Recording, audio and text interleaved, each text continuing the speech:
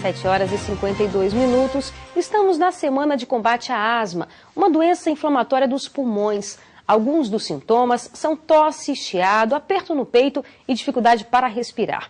Quais as causas e os tratamentos nós vamos saber agora com a coordenadora do programa de combate à asma aqui do DF, Marta Guidatti. Bom dia. Bom dia. Obrigada pela sua participação aqui, viu?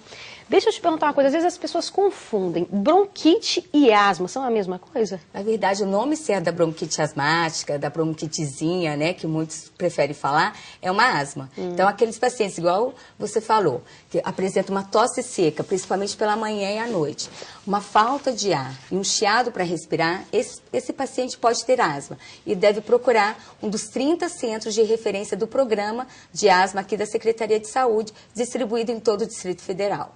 A pessoa já nasce com a doença? Exatamente, é de predisposição genética. Agora, quando vai manifestar, a gente realmente vai ter que ver os sintomas. 85% dos casos vão iniciar os primeiros sintomas nos primeiros 5 anos de vida. Mas esses outros 15%, ele pode manifestar em qualquer época da vida.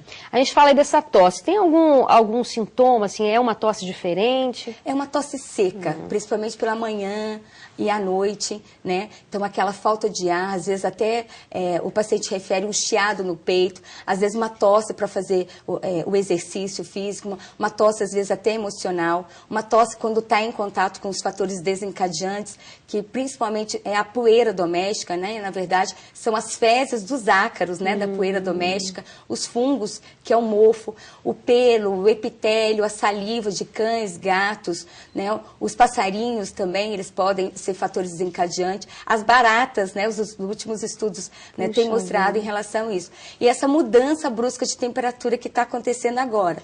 Outono e inverno são as piores estações para o nosso paciente asmático. Então, as noites são frias e os dias são quentes. Então, essa mudança brusca de temperatura pode fazer com que haja as infecções virais e, às vezes, complicando com as infecções bacterianas, que são fatores precipitantes também para uma crise de asma. E a doença, ela pode se desencadear em qualquer idade? É mais comum nos mais jovens? Então, 85% dos casos vão aparecer nos primeiros 5 anos, mas pode melhorar na adolescência e, infelizmente, desses 30% que melhoram na adolescência, eles podem ter sintomas na vida adulta. Então, é uma doença que não tem cura.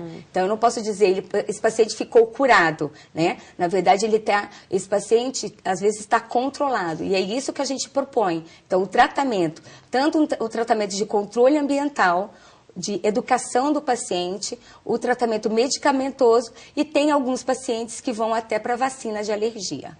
Entendi. E quando é que os pais devem ficar atentos com relação ao bebê ou à criança? Então, na criança pequena, na verdade, às vezes a gente não pode já dizer que essa criança tem uma asma, né? Então, a gente tem alguns critérios, às vezes, para achar, né, que possa ter asma. Na verdade, às vezes a gente chama de bebê chiador ou de criança sibilante, né? Ou, às vezes, ele tendo uma bronquiolite. Então, aquele paciente pequeno, né? Então, menos de 1 ano de idade, que apresenta uma tosse seca, né? Às vezes até uma falta de ar, às vezes até uma dificuldade de se alimentar, os pais deverão procurar, né, um especialista em alergia ou pneumologia para realmente fazer o diagnóstico desse paciente. O asmático, necessariamente, ele é um alérgico? A maioria deles são alérgicos, então estima-se que 80% dos asmáticos eles são alérgicos também. Então, por isso que, dependendo de uma história clínica, a gente também tem que fazer os testes, né? Então, os testes de alergia, a gente tem as provas funcionais, que a gente tem uma medida de pico de fluxo, onde o paciente vai soprar num aparelho, certo? A gente tem um exame até um pouco melhor, que é um teste de função pulmonar, onde a gente realmente vai ver a capacidade pulmonar desse paciente. Se ele tem o que a gente chama de uma doença obstrutiva, né, pensando numa asma, ou uma doença restritiva, como, por exemplo, a bronquite crônica, né, que é o DPLC, aquele paciente fumante. Então, nesse exame é capaz a gente identificar se ele está indo mais para uma asma ou um outro tipo de doença pulmonar.